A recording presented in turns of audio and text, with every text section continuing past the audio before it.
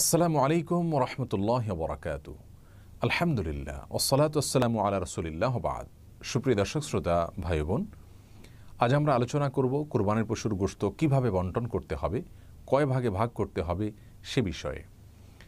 সূরাতুল হজে আল্লাহ সুবহানাহু ওয়া তাআলা ইরশাদ করেছেন ফাকুলু মিনহা ওয়া আত'ইমুল বাঈসাল ফাকির। অন্য আয়াতে তিনি ইরশাদ করেছেন ফাকুলু মিনহা ওয়া আত'ইমুল কানিআ ওয়াল মু'তার, যার অর্থ হলো তোমরা কোরবানির পশুর গোশত থেকে নিজেরা খাও এবং তোমাদের প্রতিবেশী, আত্মীয় স্বজন বা যারা দুস্থ নন এ ধরনের মানুষদেরকে খাওয়াও, হাদিয়া দাও, এবং যারা দুস্থ অসহায় গরিব মানুষ তাদেরকে দান করো। এ আয়াত থেকে তিনটি ভাগ করার ব্যাপারে একটি নির্দেশনা পাওয়া যায়, ইঙ্গিত পাওয়া যায়। সেজন্য বেশিরভাগ উলামায়ে কেরাম বলেছেন কোরবানির পশুর গোশতকে তিন ভাগে ভাগ করা মুস্তাহাব এবং উত্তম।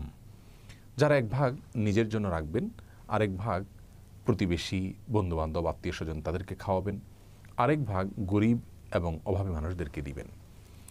কেউ যদি তিন ভাগ পুঙ্খানুপুঙ্খরূপে না করতে পারেন, নিজের ভাগ একটু বেশি রয়ে গেল, দানটা একটু কম করলেন, তাহলে সেক্ষেত্রে কোনো প্রকার সমস্যা নেই, এর জন্য চিন্তিত হওয়ার কোনো কারণ নেই।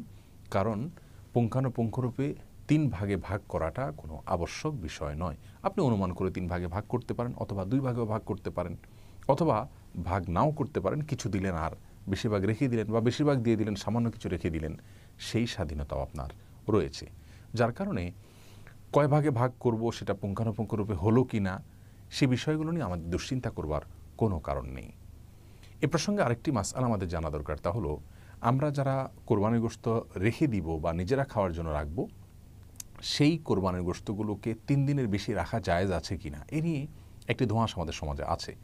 মূলত সহিহ বুখারীর একটি হাদিস থেকে এরকম একটা নির্দেশনা পাওয়া যায় যেখানে নবী আলাইহিস সালাম 3 দিনের বেশি রেখে কোরবানির পশুর গোশত খেতে নিষেধ করেছেন।